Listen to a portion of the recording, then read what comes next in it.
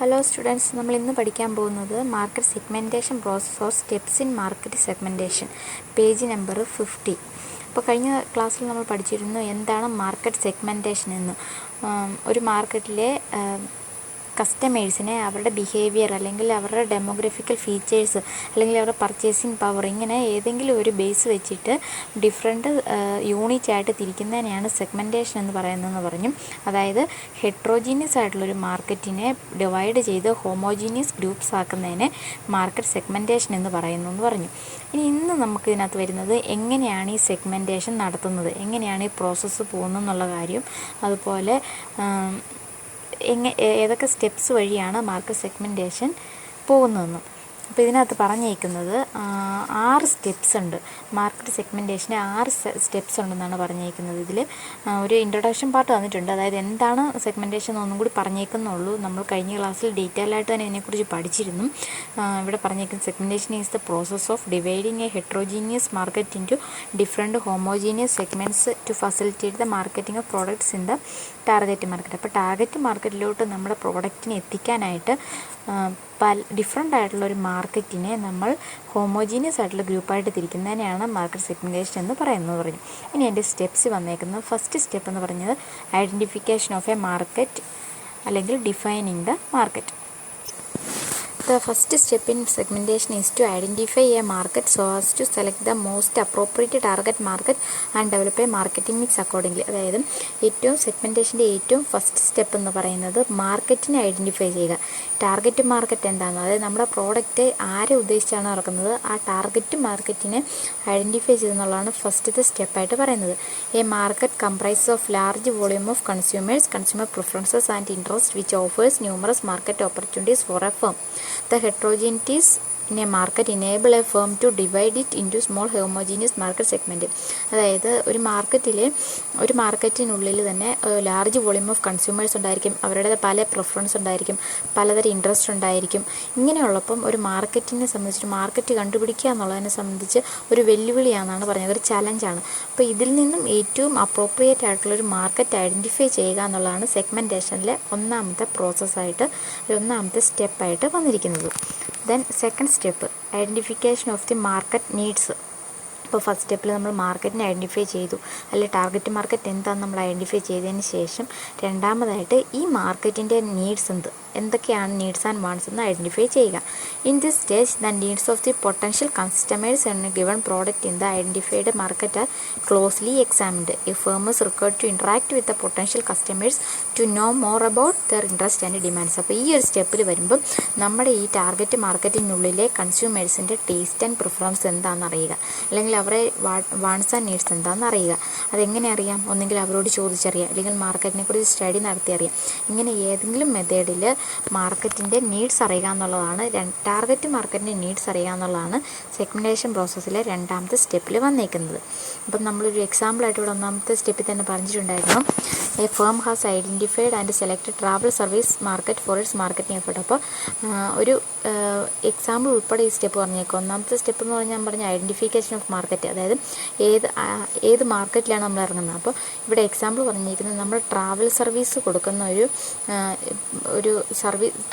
കൊടുക്കുന്ന ഒരു മാർക്കറ്റിലോട്ടാണ് നമ്മൾ ഇറങ്ങുന്നതെങ്കിൽ, അതായത് നമ്മൾ കസ്റ്റമേഴ്സിന് അവർക്ക് ആവശ്യമുള്ള ട്രാവൽ സർവീസ് പ്രൊവൈഡ് ചെയ്യുന്നൊരു കമ്പനിയാണ് സ്റ്റാർട്ട് ചെയ്യുന്നതെന്നുണ്ടെങ്കിൽ ഫസ്റ്റ് തന്നെ മാർക്കറ്റ് ഐഡൻറ്റിഫൈ ചെയ്യുക, അതായത് ട്രാവൽ സർവീസ് കൊടുക്കാം എന്ന രീതിയിൽ ഐഡൻറ്റിഫൈ ചെയ്യുക. രണ്ടാമതായിട്ട് മാർക്കറ്റ് നീഡ്സ് ഐഡൻറ്റിഫൈ ചെയ്യുക. അപ്പോൾ ഈ രണ്ടാമത്തെ സ്റ്റെപ്പിൽ വരുമ്പം ഇപ്പോൾ ട്രാവൽ സർവീസാണ് കൊടുക്കാൻ ഉദ്ദേശിക്കുന്നതെങ്കിൽ രണ്ടാമത് കസ്റ്റമേഴ്സിൻ്റെ നീഡ്സ് എന്താണെന്നറിയുക, അതായത് എന്തൊക്കെ തരം ട്രാവലിംഗ് ആണ് അവർക്ക് ചെയ്യുന്നത്, അല്ലെങ്കിൽ ഏതൊക്കെ ട്രാവൽ സർവീസ് കൊടുക്കാൻ സാധിക്കും എന്നുള്ളതിനെക്കുറിച്ച് അവരുടെ നീഡ്സ്, കസ്റ്റമേഴ്സിൻ്റെ നീഡ്സ് എന്താണെന്ന് അറിയുക എന്നുള്ളതാണ് രണ്ടാമത്തെ segmentation process. Then third step division or segmentation of the market or segmenting stage. അപ്പോൾ മൂന്നാമത്തെ സ്റ്റെപ്പിലാണ് നമ്മുടെ സെഗ്മെൻറ്റേഷൻ അല്ലെങ്കിൽ ഡിവൈഡ് ചെയ്യുക എന്നുള്ള ആ ഒരു സ്റ്റെപ്പ് വന്നിരിക്കുന്നത്. On the base of the identified needs of the market the firm has to divide the selected market into different sub markets or segments. അപ്പോൾ ഈ മൂന്നാമത്തെ സ്റ്റെപ്പിലാണ് ഡിവിഷൻ അല്ലെങ്കിൽ സെഗ്മെൻറ്റേഷൻ എന്ന ഒരു സ്റ്റെപ്പ് വന്നിരിക്കുന്നത്. അപ്പോൾ ഇവിടെ പറഞ്ഞേക്കുന്നത് നമ്മുടെ ഈ ഒരു കസ്റ്റമേഴ്സിൻ്റെ നീഡ്സ് ആൻഡ് വാണ്ട്സ് എന്താണെന്ന് മനസ്സിലാക്കുക. അതിനുശേഷം ഈ നീഡ്സിന് അല്ലെങ്കിൽ ഈ കസ്റ്റമേഴ്സിൻ്റെ ആവശ്യങ്ങൾക്കനുസരിച്ച് ആ ഫേമിനെ ചെറിയ ചെറിയ സബ് മാർക്കറ്റായിട്ട് തിരിക്കുക എന്നുള്ളതാണ് ഈ മൂന്നാമത്തെ സ്റ്റെപ്പിൽ പറഞ്ഞിരിക്കുന്നത്. ഇപ്പോൾ നമ്മുടെ എക്സാമ്പിൾ ട്രാവൽ സർവീസ് ആയിരുന്നു. അപ്പോൾ ആദ്യം പറഞ്ഞത് ട്രാവൽ സർവീസ് എന്നൊരു മാർക്കറ്റ് തിരഞ്ഞെടുത്തു. രണ്ടാമത് എന്തൊക്കെയാണ് കസ്റ്റമേഴ്സിൻ്റെ നീഡ്സ് എന്ന് നോക്കുന്നു. മൂന്നാമത് ഈ നീഡ്സിനനുസരിച്ച് നമ്മൾ തിരഞ്ഞെടുത്ത ട്രാവൽ സർവീസിനെ ഡിഫറെൻറ്റ് പാർട്സ് ആയിട്ട് തിരിക്കുക. അതായത് ചില കസ്റ്റമേഴ്സിൻ്റെ ആവശ്യമുള്ള നീഡ്സ് എന്ന് പറയുന്നത് ബൈ എയർ വഴിയുള്ള ട്രാവലിംഗ് നടത്താനായിരിക്കും, ചിലർക്ക് ബസ്സായിരിക്കും, ടാക്സി, ട്രെയിന്, ഷിപ്പ് സർവീസ്. അങ്ങനെ കസ്റ്റമേഴ്സിൻ്റെ നീഡ്സിനനുസരിച്ച് മാർക്കറ്റിനെ സബ് ഡിവൈഡ് ചെയ്യുക എന്നുള്ളതാണ് തേർഡ് സ്റ്റെപ്പിൽ വന്നിരിക്കുന്നത്. Then fourth step study of the different market segments. അപ്പോൾ ഡിവൈഡ് ചെയ്തു അല്ലെങ്കിൽ സെഗ്മെൻറ്റ് യൂണിറ്റ് തിരിച്ചു. നെക്സ്റ്റ് സ്റ്റെപ്പ് എന്ന് പറഞ്ഞിരിക്കുന്നത് ഈ ഓരോ സെഗ്മെൻറ്റ് ഈ നമ്മൾ തിരിച്ചിരിക്കുന്ന ഓരോ യൂണിറ്റിനെ സംബന്ധിച്ചും ഒരു ഡീറ്റെയിൽഡ് സ്റ്റഡി നടത്തുക എന്നുള്ളതാണ് നാലാമത്തെ സ്റ്റെപ്പിൽ വന്നിരിക്കുന്നത്. ഇതും സെഗ്മെൻറ്റ് സ്റ്റേജ് തന്നെയാണ്. It is essential for the marketer to closely examine and study the needs, preferences, buying behaviour and size of the identified segments. A detailed study of the needs, behaviour and size of the segment enables firms to make a further breakdown of the segment into different homogeneous sub-segments. അപ്പോൾ ഇവിടെ പറഞ്ഞേക്കുന്നത് ഇത്രേ ഉള്ളൂ. നമ്മൾ ഈ segment vice തിരിച്ചിരിക്കുന്ന ഓരോ സെഗ്മെൻറ്റ്സിനെയും detail ആയിട്ട് study നടത്തുക. ആ സെഗ്മെൻറ്റിനുള്ളിൽ വരുന്ന കസ്റ്റമേഴ്സിൻ്റെ ടേസ്റ്റ് ആൻഡ് പ്രിഫറൻസ് എന്താണെന്നും അവർക്ക് എത്രത്തോളം ബൈയിങ് ബിഹേവിയർ ഉണ്ടെന്നും അതുപോലെ ഒരു സെഗ്മെൻറ്റ്സിൽ എത്ര കസ്റ്റമേഴ്സ് ഇൻക്ലൂഡ് ആണ്, ഇങ്ങനെയുള്ള കാര്യങ്ങൾ ഈ സെഗ്മെൻറ്റ്സിനെ സംബന്ധിച്ച് ഡീറ്റെയിൽ ആയിട്ട് സ്റ്റഡി നടത്തി വീണ്ടും സബ് സെഗ്മെൻറ്റ്സ് ആയിട്ട് തിരിക്കുക എന്നുള്ളതാണ് ഫോർത്ത് സ്റ്റെപ്പിൽ വരുന്നത്. അപ്പോൾ നമ്മുടെ എക്സാമ്പിൾ എന്തായിരുന്നു? ട്രാവൽ ഏജൻസിയുടെ ആയിരുന്നു. അപ്പോൾ ഈ ഒരു നമ്മൾ ബൈ എയർ, ബൈ ബസ് എന്ന് പറഞ്ഞ് നമ്മൾ ഓരോ സെഗ്മെൻ്റായിട്ട് തിരിച്ചിട്ടുണ്ട്. ഈ സെഗ്മെൻറ്റിൽ തന്നെ അതായത് ഇപ്പോൾ ഇവിടെ എക്സാമ്പിൾ പറഞ്ഞിരിക്കുന്നത് customers who prefer different classes of travel in a mode of transport. In airlines it can be first class, business class and economic class. അപ്പം ഇതിൽ തന്നെ ഈ ഒരു ബൈ എയർ എന്നുള്ളൊരു സെഗ്മെൻറ്റാണ്. ആ സെഗ്മെൻറ്റിൽ തന്നെ കൂടുതൽ സ്റ്റഡി നടത്തുമ്പോഴത്തേനും ഇതിനുള്ളിൽ കസ്റ്റമേഴ്സിന് ഡിഫറെൻറ്റ് പ്രിഫറൻസസ് ഉണ്ടായിരിക്കും. അതായത് ചിലർക്ക് എക്കണോമിക് ക്ലാസ് ആയിരിക്കും വേണ്ടത്, ചിലർക്ക് ബിസിനസ് ക്ലാസ് ആയിരിക്കും വേണ്ടത്, ചിലർക്ക് ഫസ്റ്റ് ക്ലാസ് ആയിരിക്കും വേണ്ടത്. അപ്പം ഈ സെഗ്മെൻറ്റ്സിനുള്ളിൽ തന്നെ സ്റ്റഡി നടത്തി അതിനെ വീണ്ടും സബ് സെഗ്മെൻറ്റ്സ് ആയിട്ട് തിരിക്കുക എന്നുള്ളതാണ് ഫോർത്ത് സ്റ്റെപ്പിൽ പറഞ്ഞിരിക്കുന്നത്. Then fifth step selection of a particular market segments or targeting stage. അതായത് സബ് സെഗ്മെൻറ്റ്സ് വരെ സെലക്ട് ചെയ്ത് വെച്ചു അല്ലെങ്കിൽ നമ്മൾ ഓരോ സെഗ്മെൻറ്റ്സിനെ കുറിച്ചും ഡീറ്റെയിൽഡ് സ്റ്റഡി നടത്തിയതിന് ശേഷം നമുക്ക് അനുയോജ്യമായ ഒരു സെഗ്മെൻറ്റ്സ് തിരഞ്ഞെടുക്കുക എന്നുള്ളതാണ് നെക്സ്റ്റ് പ്രോസസ്സിൽ വരുന്നത്, നെക്സ്റ്റ് സ്റ്റെപ്പിൽ വരുന്നത്. After studying the needs of the different market segments the firm has to select an appropriate market segment. Selection of a particular market segment depends on the market resources possessed by the firm and its ability to address the needs of that segment. അപ്പോൾ ഈ നമ്മൾ divide ചെയ്തേക്കുന്ന സെഗ്മെൻറ്റ്സിൽ തന്നെ ഏറ്റവും appropriate ആയിട്ടുള്ള segment തിരഞ്ഞെടുക്കാം. അത് എന്തിനെ ബേസ് ചെയ്തായിരിക്കും? നമ്മുടെ മാർക്കറ്റിൻ്റെ കേപ്പബിലിറ്റി എത്രത്തോളമാണെന്ന് നോക്കിയും അതുപോലെ പറഞ്ഞേക്കുന്നത് അതിനകത്തെ കസ്റ്റമേഴ്സിനെ അഡ്രസ്സ് ചെയ്യാനായിട്ട് അല്ലെങ്കിൽ അവരെ ഫേസ് ചെയ്യാനായിട്ടുള്ള അവർക്ക് പ്രൊവൈഡ് ചെയ്യാനായിട്ട് നമുക്ക് എത്രത്തോളം റിസോഴ്സസ് ഉണ്ടെന്ന് നോക്കിയിട്ടാണ് ഇതിൽ ഏറ്റവും അപ്രോപ്രിയേറ്റ് ആയിട്ടൊരു സെഗ്മെൻറ്റ് തിരഞ്ഞെടുക്കുക എന്നുള്ളത്. ഇപ്പോൾ എക്സാമ്പിൾ നമ്മൾ പറഞ്ഞിരുന്നത് ഓരോ സെഗ്മെൻറ്റ്സ് വൈസ് സബ് സെഗ്മെൻ്റ് ആയിട്ട് തിരിച്ചിരിക്കുന്നത്. ഇപ്പം ഇവിടെ ഈ സബ് സെഗ്മെൻറ്റിൽ തന്നെ ഇപ്പം ബൈ എയർ വഴിയുള്ള ട്രാവൽ ഏജൻസി, അതായത് ബൈ എയർ വഴിയുള്ള ടിക്കറ്റ്സ് മാത്രം ഡീൽ ചെയ്യുന്നതായിരിക്കും ഒരുപക്ഷെ തിരഞ്ഞെടുക്കുന്നത്. അങ്ങനെ വരുമ്പോൾ ഈ ഏറ്റവും അപ്രോപ്രിയേറ്റ് ആയിട്ടുള്ള സെഗ്മെൻറ്റ്സ് തിരഞ്ഞെടുക്കുക എന്നുള്ളതാണ് ഫിഫ്ത്ത് സ്റ്റെപ്പ് പറഞ്ഞേക്കുന്നത്. ഇനി last one formulation and implementation of marketing strategies of positioning stage. അപ്പോൾ ഈ ഒരു സ്റ്റേജിലാണ് നമ്മൾ ഈ ഒരു സെഗ്മെൻറ്റിന് ആവശ്യമുള്ള അല്ലെങ്കിൽ ഈ സെഗ്മെൻറ്റിലെ കസ്റ്റമേഴ്സിനെ നമ്മൾ അവർക്ക് അവരുടെ നീഡ്സ് ആൻഡ് വാണ്ട്സ് അനുസരിച്ചുള്ള പ്രോഡക്റ്റ് ഡെവലപ്പ് ചെയ്യുകയും അതുപോലെ മാർക്കറ്റ് സ്ട്രാറ്റജീസ് ഫോം ചെയ്യുന്നതും ഈ ഒരു സ്റ്റെപ്പിലാണ്. This stages of segmentation is known as a positioning stage എന്നാണ് അറിയപ്പെടുന്നത്. During this stage, a firm formulates and implements adequate strategies to market its products in the selected market segment. This is necessary to create an identity or image of the product in the minds of the customers.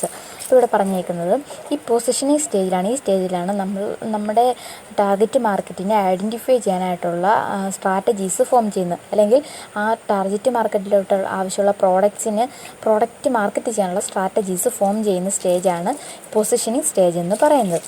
ഇനി ചില കേസുകളിൽ നമ്മൾ ഒന്നിലധികം segments തിരഞ്ഞെടുത്തിട്ടുണ്ടായിരിക്കണം. ഏതെങ്കിലും ഒരു particular market segment അല്ല, ഒന്നിലധികം market segments തിരഞ്ഞെടുത്തിട്ടുണ്ട് എന്നുണ്ടെങ്കിൽ ഒന്നിലധികം സ്ട്രാറ്റജീസും ഫോം ചെയ്യേണ്ടതായിട്ട് വരുമെന്നാണ് പറഞ്ഞിരിക്കുന്നത്. അതുപോലെ പല സെഗ്മെൻറ്റ്സിലും പല മാർക്കറ്റിംഗ് മിക്സും ആയിരിക്കും നമ്മൾ ഫോളോ ചെയ്യേണ്ടത്. അപ്പം ഓരോ സെഗ്മെൻറ്റ്സിനനുസരിച്ചുള്ള സ്ട്രാറ്റജീസ് ഫോം ചെയ്യുക എന്നുള്ളതാണ് ലാസ്റ്റ് സ്റ്റെപ്പിൽ വരുന്നത്. നോർമലി ഇതിന് ശേഷം മോണിറ്ററിങ് അല്ലെങ്കിൽ ഇവാലുവേഷൻ എന്നൊരു സ്റ്റെപ്പ് കൂടി വരുന്നുണ്ട്. അത് നമുക്കൊരു സ്റ്റെപ്സായിട്ട് എടുത്ത് പറഞ്ഞിട്ടില്ലെന്നുള്ളൂ. നമ്മൾ ഈ അഡോപ്റ്റ് ചെയ്തേക്കുന്ന സ്ട്രാറ്റജീസ് സക്സസ്ഫുൾ ആണോ അല്ലയോ എന്നറിയാനായിട്ടുള്ളൊരു സ്റ്റേജും കൂടി, അതായത് നമ്മുടെ ഈ സെഗ്മെൻറ്റേഷൻ പ്രോസസ്സ് എത്രത്തോളം സക്സസ് ആണെന്നറിയാനായിട്ട് ഒരു സ്റ്റേജ് കൂടി പോകുന്നുണ്ട്. അപ്പോൾ ഈ ഒരു സ്റ്റേജിലാണ് എന്തെങ്കിലും കറക്ഷൻസ് ഉണ്ടെങ്കിൽ, ഡെഫിഷ്യൻസീസ് ഉണ്ടെങ്കിൽ അത് കറക്റ്റ് ചെയ്ത് പോകുന്നുള്ളതും ഈ ഇവാലുവേഷൻ ഓർ മോണിറ്റർ സ്റ്റേജിലാണ് നടക്കുന്നത്. ഇവിടെ ഒരു ഫ്ലോ ചാർട്ട് തന്നിട്ടുണ്ട്. Identification, segmentation, targeting, positioning, evaluation and correction.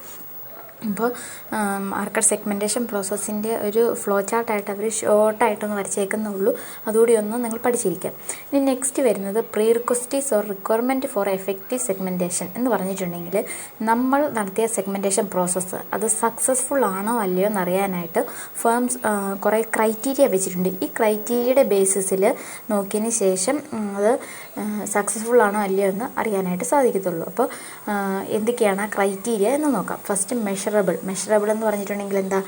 Measure ചെയ്യാൻ സാധിക്കുന്നതായിരിക്കണം. Measurability in segmentation means the degree to which the features of a segment can be measured. അപ്പോൾ ഇവിടെ മെഷറബിലിറ്റി എന്നുകൊണ്ട് ഉദ്ദേശിച്ചിരിക്കുന്നത് ഒരു സെഗ്മെൻറ്റ്സിലെ ഫീച്ചേഴ്സിനെല്ലാം നമുക്ക് മെഷറബിൾ ആയിരിക്കണം. നമുക്ക് മെഷർ ചെയ്യാൻ സാധിക്കുന്ന ഫീച്ചേഴ്സ് ആയിരിക്കണം ഓരോ സെഗ്മെൻറ്റിലും ഉള്ളത്. Segmentation is carried out on the basis of certain variables. These variables must be clear and measurable. The clarity and measurability of the segmentation basis or variable determine the accuracy in a segmentation process. അപ്പോൾ നമുക്ക് clear ആയിട്ട് അല്ലെങ്കിൽ accurate ആയിട്ട് measure ചെയ്യാൻ പറ്റുന്ന features ആണ് അല്ലെങ്കിൽ variables ആണ് ഓരോ സെഗ്മെൻറ്റിലും ഉള്ളത് എന്നുണ്ടെങ്കിൽ നമുക്ക് പറയാനായിട്ട് സാധിക്കും നമ്മുടെ സെഗ്മെൻറ്റേഷൻ പ്രോസസ്സ് സക്സസ്ഫുൾ ആണെന്നുള്ളത്. അതുപോലെ a firm has to ensure that the size, growth and buying characteristics of the segments are measurable and it is possible to understand the differences between different segment. അപ്പോൾ ഓരോ സെഗ്മെൻറ്റിൻ്റെയും features ഒന്നിന്ന് പറഞ്ഞാൽ വ്യത്യസ്തമായിരിക്കും. അപ്പോൾ ഓരോ സെഗ്മെൻറ്റിലുള്ള size അല്ലെങ്കിൽ അതിൻ്റെ ഗ്രോത്ത്, പർച്ചേസിങ് പവർ, അങ്ങനെയുള്ള കാര്യങ്ങളെല്ലാം മെഷറബിൾ ആണെങ്കിൽ മാത്രമാണ് ഓരോ സെഗ്മെൻറ്റേഷനും കറക്റ്റായിട്ടാണ് നമ്മൾ നടത്തിയിരിക്കുന്നതെന്ന് പറയാനായിട്ട് സാധിക്കത്തുള്ളൂ. അപ്പോൾ ഫസ്റ്റത്തെ ഒരു ക്രൈറ്റീരിയ എന്ന് പറയുന്നത് നമ്മുടെ സെഗ്മെൻറ്റ്സ് മെഷറബിൾ ആയിരിക്കണം. Then second one, accessible. It shows the degree to which segments can be reached and served with the available market resources of the firm. A firm has to make sure that the segmented market is conveniently reachable for the instant and effective marketing of its products and services. ഇവിടെ ഉദ്ദേശിക്കുന്ന accessible എന്നുകൊണ്ട് ഉദ്ദേശിക്കുന്നത് നമ്മൾ segment ചെയ്ത് വെച്ചിരിക്കുന്ന ഓരോ സെഗ്മെൻറ്റിനെയും address ചെയ്യാനുള്ള resources നമുക്ക് ഉണ്ടായിരിക്കണം. അതുപോലെ തന്നെ അവരുടെ നീഡ്സ് ആൻഡ് വാണ്ട്സിനനുസരിച്ചുള്ള പ്രോഡക്ട്സുമായിട്ട് നമുക്ക് അവരെ റീച്ച് ചെയ്യാനായിട്ട് സാധിക്കുന്ന തരത്തിലുള്ള സെഗ്മെൻറ്റ്സ് ആയിരിക്കണം. If the firm cannot approach a segment effectively with the basic marketing communication tools, then that segment is not viable. അതായത് നമുക്ക് ഒരു സെഗ്മെൻറ്റിനെ അവരുടെ നീഡ്സിനനുസരിച്ച് അവരെ അഡ്രസ്സ് ചെയ്യാനായിട്ട് നമുക്ക് സാധിക്കുന്നില്ല എന്ന് വരികയാണെങ്കിൽ, അല്ലെങ്കിൽ നമുക്ക് അവരുടെ അടുത്തോട്ട് എത്തിച്ചേരാനായിട്ട് അവരുടെ അടുത്തോട്ട് റീച്ച് ചെയ്യാനായിട്ട് ബുദ്ധിമുട്ടുണ്ട് എന്ന് പറയുകയാണെങ്കിൽ ആ ഒരു സെഗ്മെൻറ്റേഷൻ എന്ന് പറയുന്നത് എഫക്റ്റീവ് അല്ല എന്നാണ് പറഞ്ഞിരിക്കുന്നത്. അതുകൊണ്ട് തന്നെ രണ്ടാമത്തെ ക്രൈറ്റീരിയ എന്ന് പറയുന്നത് ആക്സസിബിൾ ആയിരിക്കണം. നമ്മുടെ അവൈലബിൾ റിസോഴ്സസ് വെച്ച് നമുക്ക് അതിനുള്ള കസ്റ്റമേഴ്സിനെ ആക്സസ് ചെയ്യാനായിട്ട് സാധിക്കണം.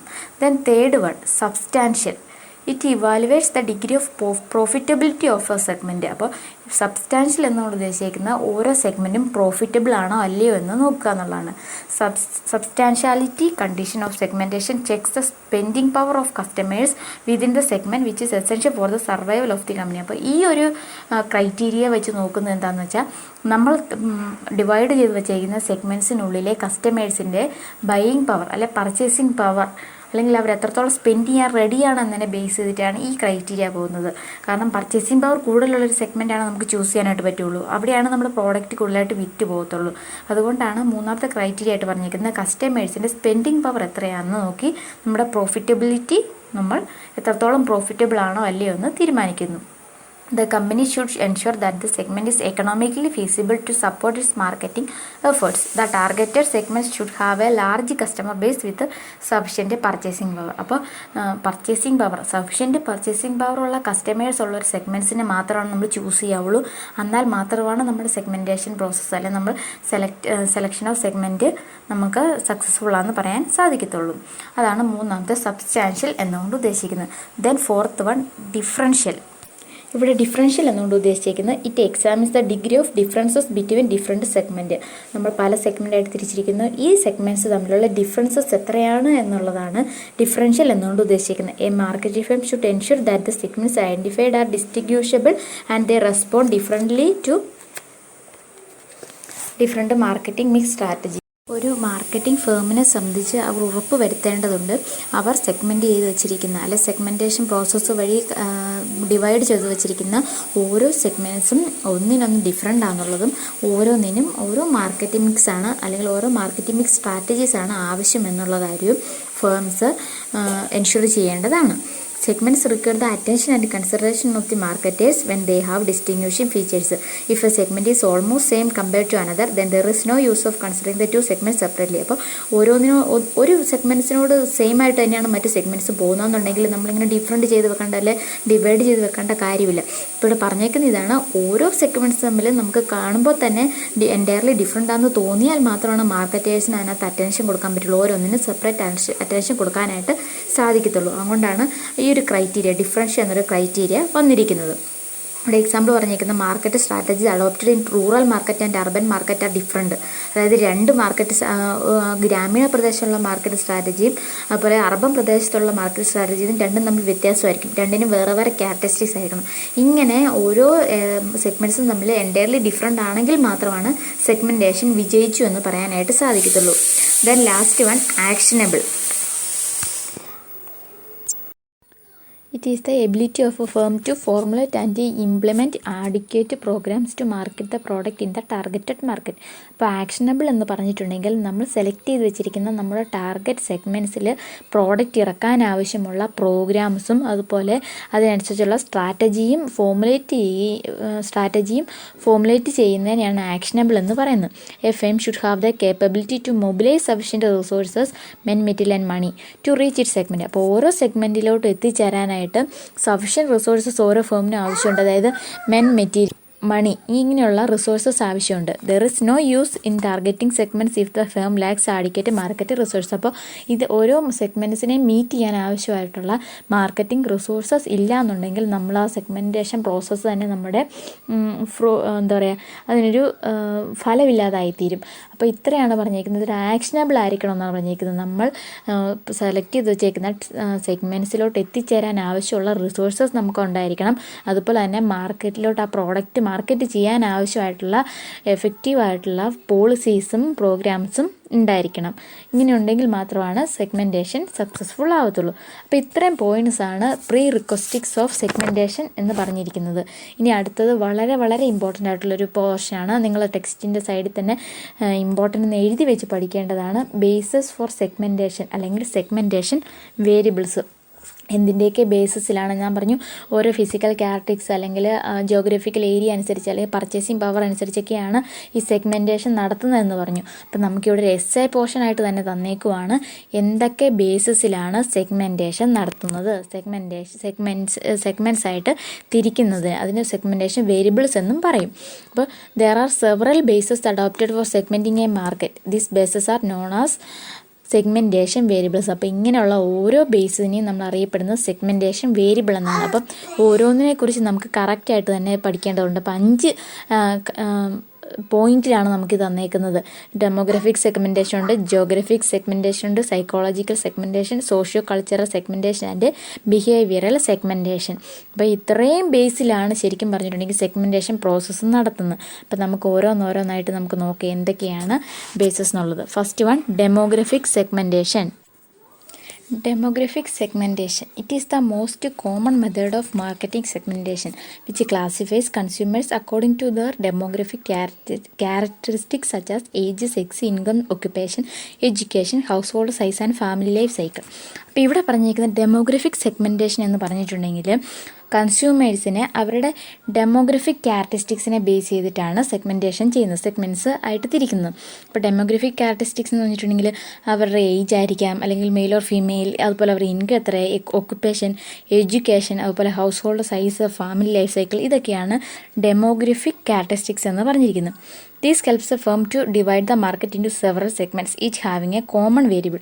For example, market segments of same age, sex and income. A major advantage of demographic segmentation is that it helps firms to determine the needs of the consumers on the basis of their demographic characteristics such as age, sex, income, etc.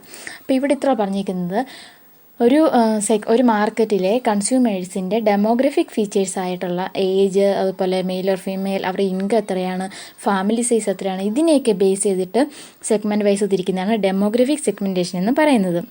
ഇതിൻ്റെ ഒരു advantage എന്ന് പറഞ്ഞിട്ടുണ്ടെങ്കിൽ ഈ ഒരു demographic features അനുസരിച്ച് നമുക്ക് ഓരോ കസ്റ്റമേഴ്സിൻ്റെയും taste and preference അല്ലെങ്കിൽ നീഡ്സ് ആൻഡ് വാണ്ട്സ് അറിയാനായിട്ട് സാധിക്കുന്നു. അതുകൊണ്ട് ഫസ്റ്റത്തെ ബേസ് എന്ന് പറയുന്നില്ല, ഫസ്റ്റ് സെഗ്മെൻറ്റേഷൻ വേരിയബിൾ എന്ന് പറയുന്ന demographic segmentation. Then second one Geographic segmentation. Geographic എന്ന് പറഞ്ഞിട്ടുണ്ടെങ്കിൽ നമുക്കറിയാം നമ്മുടെ ഏരിയ വൈസ് അല്ലേ. Geographic segmentation is a market segmenting strategy by which the market are divided on the basis of region, size of metropolitan area, population density and climate zone. അപ്പോൾ ഈ പറഞ്ഞേക്കുന്ന നമ്മുടെ metropolitan area അല്ലെങ്കിൽ ഒരു customers locate ചെയ്തേക്കുന്ന region, അതുപോലെ തന്നെ എത്രത്തോളം പോപ്പുലേഷൻ ഉണ്ട്, അതുപോലെ എങ്ങനെയാണ് ക്ലൈമറ്റ്, ഇതിനെയൊക്കെ ബേസ് ചെയ്തിട്ടാണ് ഡെമോഗ്രഫിക് സെഗ്മെൻറ്റേഷൻ പോകുന്നത്.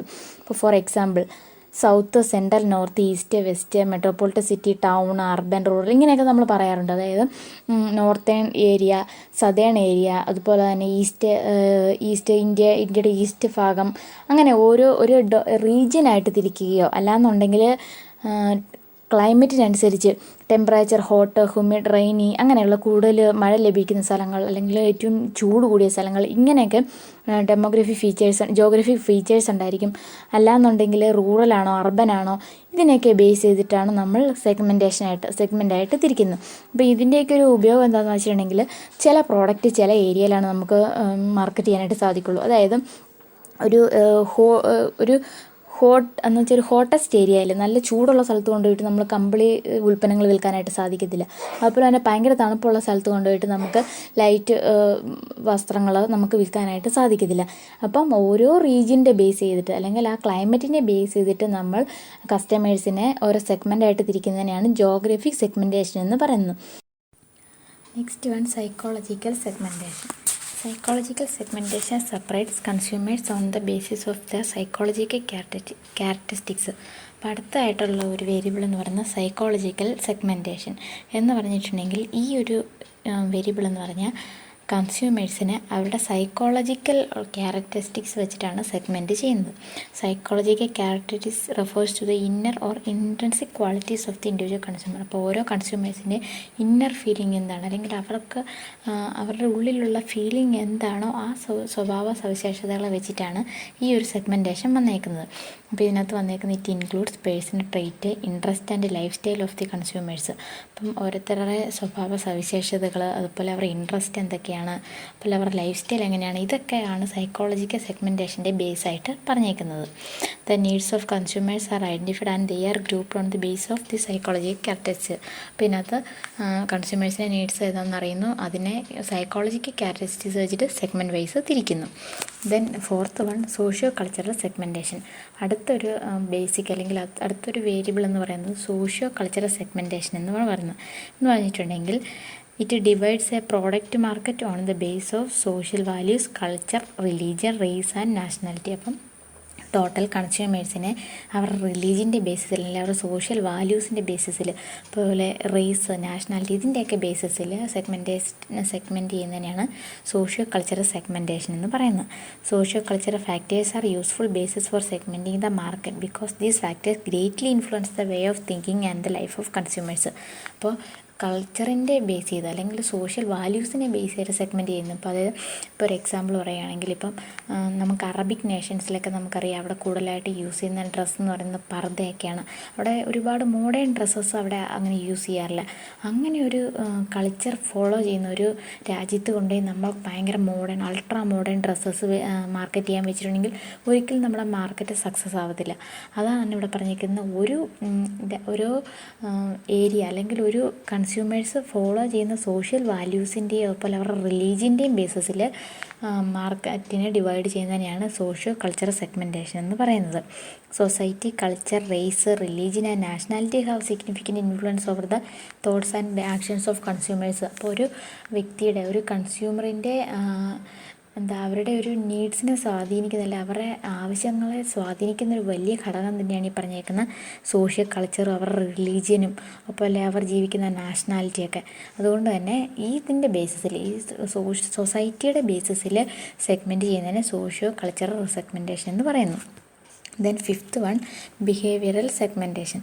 ബിഹേവിയറൽ സെഗ്മെൻറ്റേഷനകത്ത് കുറച്ചധികം കാര്യങ്ങൾ പറയുന്നുണ്ട്. ബിഹേവിയറൽ സെഗ്മെൻറ്റേഷൻ എന്ന് പറഞ്ഞിട്ടുണ്ടെങ്കിൽ തന്നെ it's useful way to segment the market on the basis of consumers' knowledge, usage and attitude towards the product എന്നൊക്കെയാണ് ഇതിനകത്ത് വരുന്നത്. എന്ന് പറഞ്ഞിട്ടുണ്ടെങ്കിൽ കൺസ്യൂമേഴ്സിൻ്റെ നോളജ് എത്രത്തോളമാണ്, അതുപോലെ ഓരോ കൺസ്യൂമേഴ്സിൻ്റെ യൂസേജ്, ഒരു പ്രോഡക്റ്റിൻ്റെ യൂസേജ് എങ്ങനെയാണ്, അതുപോലെ ഒരു പ്രോഡക്റ്റിനോടുള്ള അവരുടെ ആറ്റിറ്റ്യൂഡ് എങ്ങനെയാണ്, ഇതിനെയൊക്കെ ബേസ് ചെയ്തിട്ടാണ് ബിഹേവിയർ സെഗ്മെൻറ്റേഷൻ വരുന്നത്. ഇതിനെ കുറച്ച് സബ്സെക്ഷനായിട്ട് പറഞ്ഞിട്ടുണ്ട്. First one, purchase occasion. It segments market on the basis of the occasion of purchase of the product. Consumers may buy a particular product for different occasions and purposes. This type of segmentation helps a firm to know the occasions where consumers uses its product, and group them accordingly. അതായത് ഇവിടെ പറഞ്ഞിരിക്കുന്നത് നമുക്ക് ഓരോ product ഓരോ ഒക്കേഷൻസിലാണ് മേടിക്കുന്നത്, അല്ലെങ്കിൽ ഒരേ എന്താ പറയുക, ആ ഒരു പ്രോഡക്റ്റ് യൂസ് ചെയ്യാനുള്ളൊരു അവസരത്തിൽ നമ്മൾ പ്രോഡക്റ്റുകൾ മേടിക്കാറുണ്ട്. അപ്പോൾ ആ ഒരു ഒക്കേഷൻ എന്താണെന്ന് നോക്കി അതനുസരിച്ച് കൺസ്യൂമറിനെ തിരിക്കുന്നതിന് പർച്ചേസ് ഒക്കേഷൻ അല്ലെങ്കിൽ അവരുടെ ബിഹേവിയർ, ആ ഒരു ബിഹേവിയറിന് പർച്ചേസ് ഒക്കേഷൻ ബിഹേവിയർ എന്ന് പറയുന്നു. If a product is normally used for a particular occasion, the market firm can take adequate measures to extend its use by encouraging consumers to use the product on other occasion. For example, denim jeans were worn on labels as they work dress when it was introduced but now become all occasions dress. അതായത് ഒരു example പറഞ്ഞെങ്കിൽ ഇത്രയാണ്. ആദ്യം first time ഈ denim jeans invent ചെയ്തത് എന്താണെന്ന് വെച്ചാൽ ഈ ക്വാറികളിലും ഫാക്ടറിയിലൊക്കെ ജോലി ചെയ്യുന്ന ആൾക്കാർക്ക് വേണ്ടിയിട്ട് കട്ടിയുള്ളൊരു വസ്ത്രം എന്നുള്ള നിലയ്ക്കാണ് ഡെനിം ജീൻസ് നിലവിൽ വന്നത്. പിന്നീട് ഇപ്പോൾ അത് എല്ലാവരും കോമൺലി യൂസ് ചെയ്യുന്ന ഒരു സാധനമായി മാറി. അതാണ് ഇവിടെ പറഞ്ഞിരിക്കുന്നത്. ഓരോ ഡ്രസ്സ് യൂസ് ചെയ്യുന്ന ഒക്കേഷൻ നോക്കിയിട്ട് ആ ഒക്കേഷൻ മാത്രമല്ല അതിൽ കൂടുതൽ യൂസ് ചെയ്യാൻ അതിൻ്റെ യൂസബിലിറ്റി കാണിച്ചുകൊണ്ട് ആൾക്കാരിൽ നമുക്ക് എൻകറേജ് ചെയ്യാനായിട്ട് പറ്റും. അപ്പോൾ ഈ അവരുടെ പർച്ചേസ് ചെയ്യുന്ന ഒക്കേഷൻസ് ബേസ് ചെയ്തിട്ട് നമ്മൾ ഒരു സെഗ്മെൻ്റായിട്ട് തിരിക്കുന്നു. Then second one, benefit sought. അതായത് ഈ ബിഹേവിയർ പാറ്റേൺ അല്ലെങ്കിൽ ബിഹേവിയർ വേരിയബിളിൻ്റെ ഉള്ളിൽ വരുന്ന കാര്യങ്ങളാണ് ഇതെല്ലാം. സെക്കൻഡ്, ബെനിഫിറ്റ് സോർട്ട് എന്ന് പറഞ്ഞിട്ടുണ്ടെങ്കിൽ in this type of segmentation a marketing firm segments the market on the base of the specific benefit that consumer seeks for its product. എക്സാമ്പിളോട് പറയാം, Hindustan Lever company offers different varieties of soap for meeting the different types of benefits sold by the consumers. ഇവിടെ പറഞ്ഞേക്കുന്നത്രേ ഉള്ളൂ.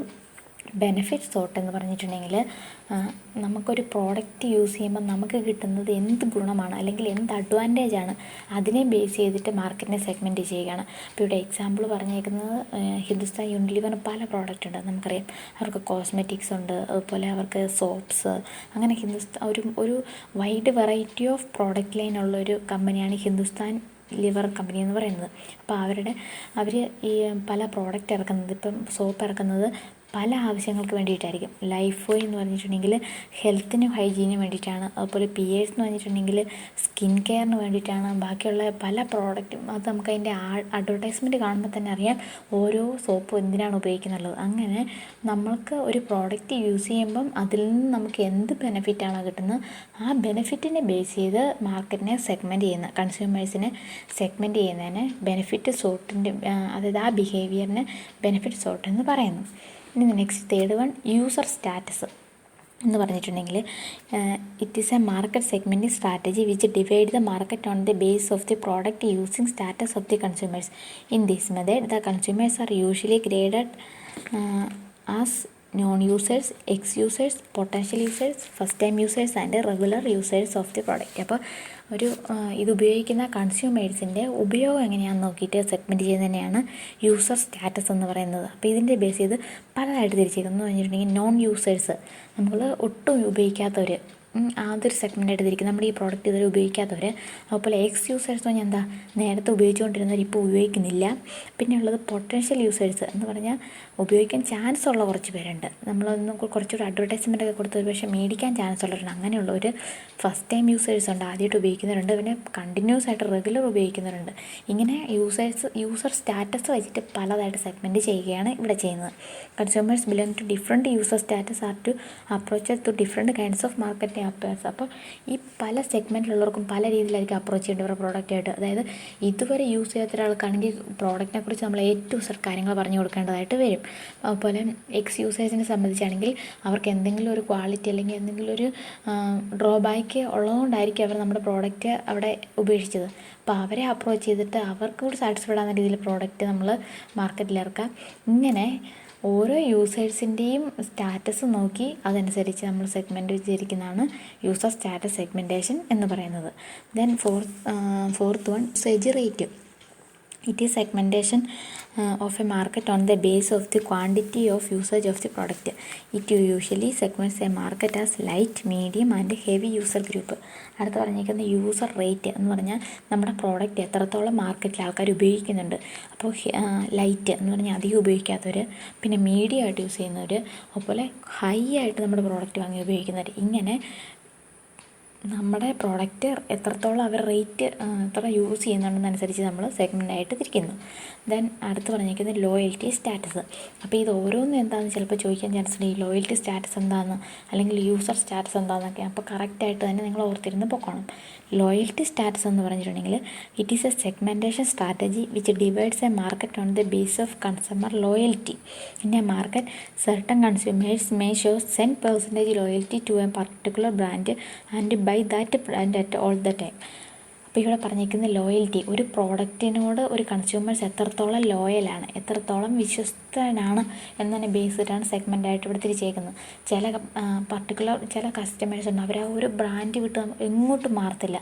അതായത് 100% അവർ ആ ഒരു ബ്രാൻഡിൽ മാത്രം വിശ്വസിക്കുന്നവരുണ്ട്. പിന്നെ ചിലരുണ്ട് loyalty towards 2 or more brands. അപ്പോൾ ഒരു ബ്രാൻഡ് ഇല്ല എങ്കിൽ ഷിഫ്റ്റ് ചെയ്ത് വേറൊരു ബ്രാൻഡ് മേടിക്കാൻ ചാൻസ് ഉള്ള കസ്റ്റമേഴ്സ് ഉണ്ട്. അപ്പോൾ 2-3 ബ്രാൻഡിൽ ലോയലായിട്ടുള്ളവരുണ്ട്. പിന്നെയുള്ളവരെന്നുള്ളത് എന്ത് ബ്രാൻഡ് വേണമെങ്കിലും മേടിക്കാം. അതായത് അവർ ഓരോ ടൈമിലും അവരുടെ ടേസ്റ്റ് ആൻഡ് പ്രിഫറൻസ് മാറിക്കൊണ്ടിരിക്കും. അപ്പോൾ ഒന്നിനോട് ഏതൊരു ബ്രാൻഡിനോടൊരു ലോയൽറ്റി ഉണ്ടാകത്തില്ല. എപ്പോഴും പുതിയത് സെർച്ച് ചെയ്യുന്നവർ. ഇങ്ങനെ പല രീതിയിൽ ലോയൽറ്റി കാണിക്കുന്ന കൺസ്യൂമേഴ്സിനെ അവരുടെ ലോയൽറ്റിയുടെ ബേസിൽ സെഗ്മെൻറ്റ് ചെയ്യുന്നതിനെ ലോയൽറ്റി സ്റ്റാറ്റസ് എന്ന് പറയുന്നു. Then second buyer readiness stage. ഇതിവിടെ പറഞ്ഞിരിക്കുന്നത് in this type of segmentation a market is divided on the base of the readiness of the consumers to purchase a product. അപ്പം കൺസ്യൂമേഴ്സ് നമ്മുടെ product മേടിക്കാൻ റെഡിയാണോ അല്ലയോ എന്ന് ബേസ് ചെയ്തിട്ടാണ് ബയർ റെഡിനെസ് സ്റ്റേജ് എന്ന് സെഗ്മെൻറ്റേഷൻ എന്ന് പറയുന്നത്. There are different stages of segmentation basis in buyer readiness segment process. There are several stages before the purchasing decision is taken by a consumer. The major stages segmentation based are awareness. അതായത് ഇവിടെ പറഞ്ഞിരിക്കുന്നതാണ് ഒരു buyer അല്ലെങ്കിൽ ഒരു consumer നമ്മുടെ product വാങ്ങിക്കാൻ എത്രത്തോളം റെഡിയാണെന്നനുസരിച്ച് അതിനെ പലതായിട്ട് തിരിച്ചേക്കാണ്. First പറഞ്ഞിരിക്കുന്ന awareness, customers who are aware of the product. അപ്പോൾ ഈ പ്രോഡക്റ്റിനെ കുറിച്ച് അവെയർ ഉള്ളൊരു കസ്റ്റമേഴ്സ് ഉണ്ടാവും. അതുപോലെ knowledge, who have complete knowledge about, അതായത് നമ്മുടെ പ്രോഡക്റ്റിനെ സംബന്ധിച്ച് അറിവുള്ളവരുണ്ട്. അറിവ് മീൻസ് അവെയറായിട്ട് നമുക്കിങ്ങനെ ഒരു പ്രോഡക്റ്റ് മാർക്കറ്റിലുണ്ടെന്നുള്ളതിനെക്കുറിച്ചുള്ള അറിവുള്ള കസ്റ്റമേഴ്സ് ഉണ്ടായിരിക്കും. അതുപോലെ തന്നെ നമ്മുടെ ഈ പ്രോഡക്റ്റിനെ സംബന്ധിച്ച് എല്ലാ കാര്യങ്ങളും അറിയാവുന്ന, പ്രൈസ്, ക്വാളിറ്റി, ക്വാണ്ടിറ്റി, ഇതിനെക്കുറിച്ച് എല്ലാ കാര്യങ്ങളും അറിയുന്ന കസ്റ്റമേഴ്സ് ഉണ്ടായിരിക്കും. അതുപോലെ നമ്മുടെ പ്രോഡക്റ്റ് ഇഷ്ടമുള്ള കസ്റ്റമേഴ്സ് ഉണ്ടായിരിക്കും. അതുപോലെ നമ്മുടെ പ്രോഡക്റ്റ് കുറേയധികം പ്രോഡക്റ്റ് ഇരിക്കുകയാണെങ്കിൽ ഫസ്റ്റ് തന്നെ നമ്മുടെ പ്രോഡക്റ്റ് പ്രിഫർ ചെയ്ത് ചൂസ് ചെയ്യുന്ന കസ്റ്റമേഴ്സ് ഉണ്ടായിരിക്കും. പിന്നെ നമ്മുടെ പ്രോഡക്റ്റിനോട് 100% കോൺഫിഡൻസ് ഉള്ള കസ്റ്റമേഴ്സ് ഉണ്ടായിരിക്കും. അതുപോലെ നമ്മുടെ പ്രോഡക്റ്റ് പർച്ചേസ് എപ്പോഴും നമ്മുടെ പ്രോഡക്റ്റ് പർച്ചേസ് ചെയ്യുന്ന കസ്റ്റമേഴ്സ് ഉണ്ടായിരിക്കും. അപ്പോൾ ഈ സ്റ്റേജസ് ആയിട്ട് കസ്റ്റമേഴ്സിനെ നോക്കി അവർ എത്രത്തോളം റെഡിയാണ് നമ്മുടെ പ്രോഡക്റ്റ് മേടിക്കാൻ എന്നുള്ളതാണ് ബയ്യർ റെഡിനെസ് സ്റ്റേജ് അല്ലെ സെഗ്മെൻറ്റേഷൻ എന്ന് പറയുന്നത്. അപ്പോൾ ഏറ്റവും നമ്മുടെ പ്രോഡക്റ്റിനെ സംബന്ധിച്ച് അറിവുള്ളവരാണെങ്കിൽ നമുക്ക് കൂടുതൽ നോളജ് പറഞ്ഞു കൊടുക്കേണ്ട ആവശ്യമില്ലായിരിക്കും. അതുപോലെ നമ്മുടെ പ്രോഡക്റ്റ് പ്രിഫർ ചെയ്യാനുള്ളവരാണെങ്കിൽ കൂടുതലായിട്ട് അവർക്ക് നമ്മുടെ പ്രോഡക്റ്റ് അവർ പർച്ചേസ് ചെയ്യുന്നിടത്ത് എത്തിക്കുക എന്നുള്ളൊരു നമ്മുടെ ഒരു കടമയായിട്ട് വരുന്നുണ്ട്. പിന്നെ പ്രോഡക്റ്റ് ഇഷ്ടമുള്ളവരുണ്ടാകും, അവർക്കും നമ്മുടെ പ്രോഡക്റ്റ് ആവശ്യാനുസരണം എത്തിക്കുക എന്നുള്ളതായിരിക്കും നമ്മുടെ സ്ട്രാറ്റജി വരിക. ഇങ്ങനെ ഈ സെഗ്മെൻറ്റിൽ കസ്റ്റമേഴ്സിൻ്റെ എത്രത്തോളം വില്ലിങ്നെസ് ആണ് പ്രോഡക്റ്റ് മേടിക്കുക എന്ന് നോക്കി നമ്മൾ മാർക്കറ്റിംഗ് സ്ട്രാറ്റജി ചൂസ് ചെയ്യേണ്ടതായിട്ടുണ്ട്. ദെൻ ലാസ്റ്റാണ് ആറ്റിറ്റ്യൂഡ് എന്ന് പറഞ്ഞിരിക്കുന്നത്. എന്ന് പറഞ്ഞാൽ ഓരോ കസ്റ്റമേഴ്സിൻ്റെയും പെർസെപ്ഷൻ, കാഴ്ചപ്പാട് എന്താണെന്ന് നോക്കി നമ്മൾ കസ്റ്റമേഴ്സിനെ സെഗ്മെൻറ്റ് ചെയ്തൊക്കെയാണ്. According to Kotler, people's attitude towards the product can range from enthusiastic, positive, indifferent, negative to hostile എന്ന് പറഞ്ഞിട്ടുണ്ടെങ്കിൽ ഈ ആറ്റിറ്റ്യൂഡിനെ പലതായിട്ട് തിരിച്ചേക്കുക. എന്തൂസിയാസ്റ്റിക് എന്ന് പറഞ്ഞാൽ എന്താ, നമ്മുടെ പ്രോഡക്റ്റ് മേടിക്കാൻ ഭയങ്കരമായിട്ട് ആകാംക്ഷയുള്ളവർ, നമ്മൾ എന്ത് പ്രോഡക്റ്റാണ് മാർക്കറ്റിലോട്ട് ഇറക്കുന്നത് അല്ലെങ്കിൽ എപ്പോഴൊക്കെ നമ്മൾ പുതിയ പ്രോഡക്റ്റ് നമ്മൾ മാർക്കറ്റിലോട്ട് ഇറക്കുന്നു അപ്പോഴൊക്കെ എന്തൂസിയാസ്റ്റിക് ആയിട്ട് നിൽക്കുന്ന കസ്റ്റമേഴ്സ് ഉണ്ടായിരിക്കും. അങ്ങനെയുള്ളൊരു സെഗ്മെൻറ്റിൽ വരുന്നുണ്ട്. പിന്നെ നമ്മുടെ പ്രോഡക്റ്റിനോട് ഒരു പോസിറ്റീവ് കാഴ്ചപ്പാടുള്ളവരുണ്ട്. ആ ഒരു ബ്രാൻഡ് പ്രോഡക്റ്റ് അല്ലേ അപ്പം നല്ലതായിരിക്കും. എങ്ങനെ ഒരു പ്രോഡക്റ്റിനെ ബ്രാൻഡ് നെയിമിന് പോസിറ്റീവ് കാഴ്ചപ്പാടുള്ള കൺസ്യൂമേഴ്സ് വരുന്നുണ്ട്. പിന്നെ ഇൻഡിഫറൻറ്റ് എന്ന് പറഞ്ഞാൽ മാർക്കറ്റിലോട്ട് ഇറങ്ങിയാൽ കിട്ടിയാൽ ഉപയോഗിക്കാം എങ്ങനെയുള്ള രീതിയിലുള്ള കുറേ കസ്റ്റമേഴ്സ് ഉണ്ട്. പിന്നെയുള്ളത് നെഗറ്റീവ് ടു ഹോസ്റ്റ് എന്ന് പറഞ്ഞാൽ ഒട്ടും ഇഷ്ടമില്ലാത്തവരുണ്ട്, ഈ ഒരു പ്രോഡക്റ്റ് എന്ത് ചെയ്താലും മേടിക്കുകയില്ല എന്നുള്ളവരുണ്ട്. ഇങ്ങനെ അവരുടെ ആറ്റിറ്റ്യൂഡ് അനുസരിച്ച് സെഗ്മെൻറ്റ് ചെയ്യുന്നതാണ് നെക്സ്റ്റ് സെഗ്മെൻറ്റേഷൻ എന്ന് പറയുന്നത്. അപ്പോൾ ഇത്രയും കാര്യങ്ങൾ, അതായത് നമ്മുടെ ഒക്കേഷൻസ്, അതുപോലെ ബെനിഫിറ്റ്സ് തൊട്ട് user status, loyalty status, usage rate, buyer readiness, attitude, ഇത്രയും കാര്യങ്ങൾ നമ്മുടെ ബിഹേവിയറൽ സെഗ്മെൻറ്റേഷനിൽ വരുന്ന. കാരണം ഇതെല്ലാം ഓരോ കൺസ്യൂമേഴ്സിൻ്റെ ബിഹേവിയറിനെ ബേസ് ചെയ്തിട്ടാണ്. ഓരോ ഒക്കേഷനിൽ അവർ ധരിക്കുന്ന ഡ്രസ്സ് എങ്ങനെയാണെന്നുള്ളതും അതുപോലെ എന്ത് ഗുണത്തിന് എന്തൊരു അഡ്വാൻറ്റേജിന് വേണ്ടിയിട്ടാണ് നമ്മളൊരു പ്രോഡക്റ്റ് മേടിക്കുക എന്നുള്ളതും, അതുപോലെ യൂസർ സ്റ്റാറ്റസ് എന്ന് പറഞ്ഞിട്ടുണ്ടെങ്കിൽ നമ്മൾ ആ ഒരു പ്രോഡക്റ്റ് എങ്ങനെയൊക്കെയാണ് മേടിക്കുന്നത് വെച്ചാൽ നമ്മൾ റെഗുലർ കസ്റ്റമറാണോ അല്ലയോ എന്നുള്ള കാര്യം, അതുപോലെ എത്രത്തോളം നമ്മൾ മേടിക്കുന്നുണ്ട്, നമ്മളതിനോട് ഈ ലോയലാണോ, അതുപോലെ മേടിക്കാൻ എത്രത്തോളം റെഡിയാണ്, നമ്മുടെ ആറ്റിറ്റ്യൂഡ് എന്താണ് ആ ഒരു പ്രോഡക്റ്റിനോട്, ഇങ്ങനെയുള്ള കാര്യങ്ങളെല്ലാം ഒരു ബയ്യറിൻ്റെ ബിഹേവിയറുമായിട്ട് ബന്ധപ്പെട്ടുള്ളതാണ്. അതുകൊണ്ടാണ് ഇതിനെ ബിഹേവിയർ സെഗ്മെൻറ്റേഷൻ എന്ന് പറയുന്നത്. അപ്പോൾ ഇത്രയും കാര്യങ്ങളാണുള്ളത്. നിങ്ങൾ നന്നായിട്ട് പഠിച്ച് ഇതൊരു എസ്സേ പോർഷൻ വന്നിട്ടുള്ളതാണ് കഴിഞ്ഞ എക്സാമിന്. അതുകൊണ്ട് തന്നെ നിങ്ങൾ ക്ലിയറായിട്ട് തന്നെ ഇത് പഠിക്കുക.